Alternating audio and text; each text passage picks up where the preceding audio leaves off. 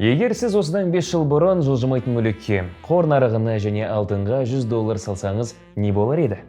Бүгінгі видеомызда активтердің түрлері және олардың қайсысына инвестициялау тиімді екені жайлы талқылап көрейік. Бұл Жусан инвестициялары. Сіздермен бірге Расыл Миразбек, ал кеттік. Инвестициялар әрине бұл тек акциялар, облигациялар ғана емес. Ол пәтер, автомобиль, зат сатып алу немесе білім алу болуы мүмкін. Жалпы болашақта сізге қандай да бір жолмен пайда келетін барлық нәрсе инвестиция болып саналады. Біз күнделікті өмірімізде күн сайын инвестициялаймыз.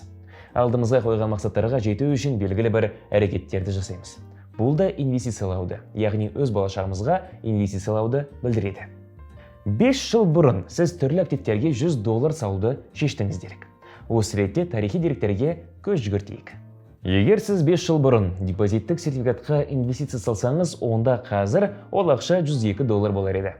Ал ақш облигацияларына инвестиция салсаңыз, қазір сіз $112 ие болар едіңіз. Жылжымайтын мүлікке инвестициялаған болсаңыз, қазір қалтаңызда $130 болар еді. Ал алтынға инвестиция салған болсаңыз, қолыңызда $142 болар еді. Бірақ дәл сол $100 S&P 500 индексіне салғанда, $100 $234 айналар еді. Бұл сандар сондай әсерлі болмаса да, бұл таза пайыздық көрсеткішті көрсетіп отыр. Тарихи тұрғыдан алғанда S&P 500 индексі соңғы 5 жылда 19%-ға, алтын 7,2%-ға және жылжымайтын мүлік 5,4%-ға өскен. Тағы бір қызық дерек. 1927 жылдан бастап S&P 500 индексінің кірісі 25,636%-ды құрады.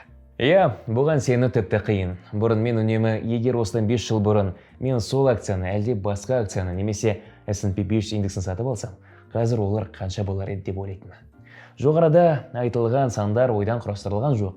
Өздеріңіз көріп отырғандай, бүгінде нарық көптеген мүмкіндіктерді беріп отыр. Қазір қайда инвестициялау тиімдірек болатынын нақты айта алмаймын.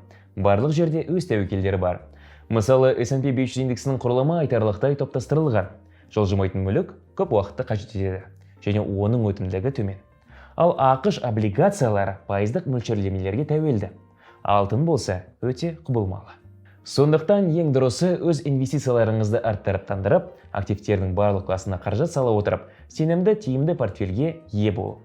Әрине, қалай дегенмен соңғы 5 жыл ішінде S&P 500 индексі активтердің барлық кластарынан ерекшеленеді.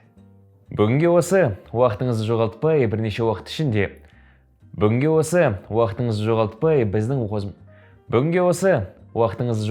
біздің қосымшада бірнеше минут ішінде брокерлік шот ашып табыс табыңыз.